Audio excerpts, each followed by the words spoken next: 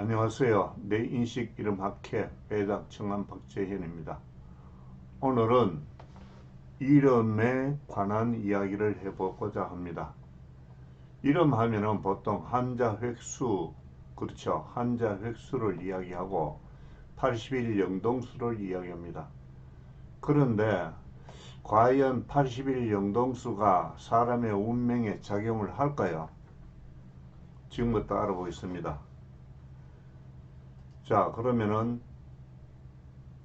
한자는 무엇입니까? 어떻게 만들어졌습니까? 한자는 상형문자이고 한글도 상형문자입니다.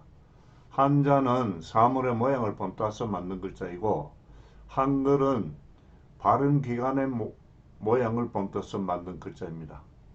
그러니까 한글이나 한자나 획수 위주로 만들어진 것이 아니라는 것이죠.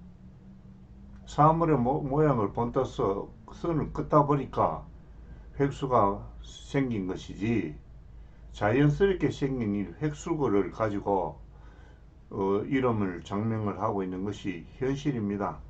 그런데 이 획수를 어디서 갖고 왔느냐? 획수만 가지고 어떻게 운명이, 사람이 말년이 좋다, 중년이 좋다, 천년이 안 좋다, 이런 것을 이야기할 수만은 없잖아요. 획수만 가지고. 그런데 그 획수를 설명할 수 있는 설명과 풀이하는 것이 바로 80일 영동수입니다. 80일 영동수는 주역의 쾌에서 뽑은 것이거든요. 주역의 쾌를 이용해서 만든 것인데, 정통 주역학자들의 말을 빌리면은 주역으로는 사람의 운명을 볼 수가 없다, 단호하게 이야기합니다.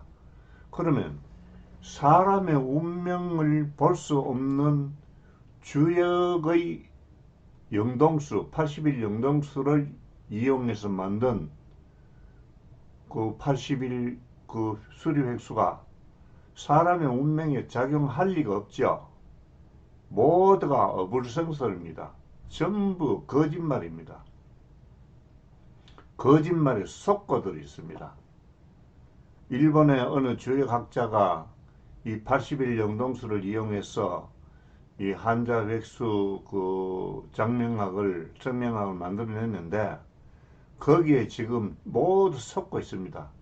창시 개명할 때도 속았고 현재도 속고 있습니다. 현재도 일제의 이름만은 일제의 지배에서 벗어나지 못하고 있습니다. 자, 사물의 모양을 본따서 만든 한자나 한글, 획수가 무슨 의미가 있습니까? 획수는 아무런 의미가 없는데 사람의 운명에 작용한다고 하는 것은 말도 안 되는 소리죠.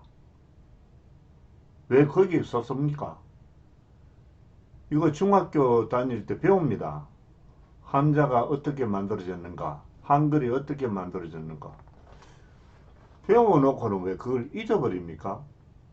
사람들이 다 한다고 따라합니까? 그거는 아니죠. 사람들이 하는 건 하는 거고 나는 나죠. 자, 그런데 한자 획수로 이름을 짓거나 뭘 짓거나 그거는 그게 문제가 아니라고 생각은 하긴 합니다만, 가장 큰 문제는 한자 획수 위주로 장명하는 철학관이나 장명서에서 이 세상을 살아가려면은 성격이 부드러워야 된다고 하면서 부드러운 성격을 형성하는 이름을 지어준다는 데 문제가 있다는 것입니다. 부드러운 성격으로 이 세상을 살아갈 수 있습니까? 절대로 살아갈 수 없습니다. 무한 경쟁 시대에 성격이 너무 부드러워도 안 됩니다. 그러다가 너무 강해도 안 되고 중간치는 되어야죠. 그러니까 문제가 거기서 발생하는 겁니다. 거기에다가 한자 획수를 맞추려면은 사람의 힘으로는 굉장히 어렵습니다. 이름 하나 장명하려면은 3일 걸려도 힘들어요. 물론 그 법칙이 있어요. 법칙대로 지으면 좀 쉽긴 쉽는데 이상한 이름들이 나온다고요. 그리고 근래에는 컴퓨터를 이용하는데 컴퓨터가 뭐 사주를 압니까? 응? 금금수 이래갖고 금금수 입력하고 토금수 입력해서 거기서 나오는 이름 중에 선택해서 주는 거예요. 선택해서 주는데 부드러운 이름을 선택해서 준다는 것이 문제죠. 부드러운 이름은 나약하고 무기력합니다. 부드러운 이름이 강한 정신력을 키워준다고 생각하십니까? 절대로 아닙니다. 그래서 나약하고 무기력한 이름 때문에 성공해도 우울증이나 암으로 인해서 죽는 사람들 너무도 많이 봅니다. 여기서 신명을 거론할 수는 없습니다. 왜? 죽은 사람도 명예가 있지 않습니까? 죽은 사람들 입장을 생각하면 자꾸 이야기할 수도 없습니다. 이름을 왜 자꾸 한자 획수만 생각합니까? 그리고 예쁜 이름을 왜 자꾸 찾습니까? 물론 예쁜 이름 불러갖고 뭐 건강이나 정신건강이나 건강에 문제가 없다면 아무렇지도 않죠. 관계없어요. 그러면은 굳이 장명소나 철학관에 가서 이름 지을 필요도 없잖아요. 그냥 집에서 지으면 되잖아요. 그런데 문제는 예쁜 이름은 부드러운 성격을 만들어주고 나약하고 무기력한 정신력을 만들어줍니다. 나약하고 무기력한 이름으로 세상을 어떻게 살아갑니까? 고민 한번 해보세요. 세상 살아갈 힘이 생기겠습니까? 그리고 이름이 정신과 건강과 모든 것이 연관되어 있습니다.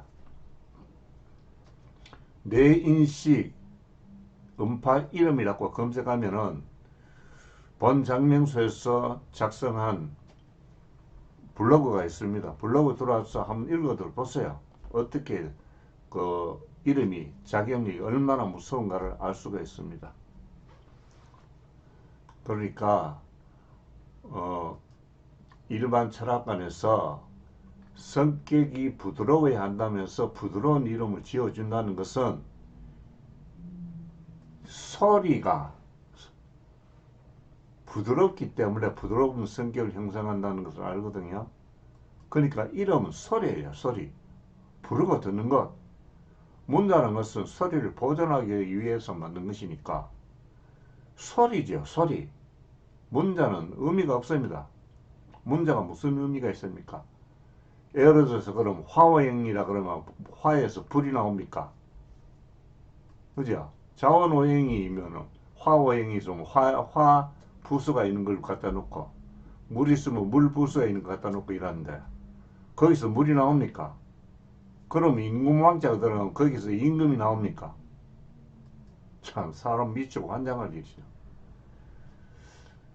그러니까 전부 다 엉터리예요. 전부 다 엉터리입니다. 하나에서 열까지 성명학이라는 성명한 그건 모두 엉터리입니다.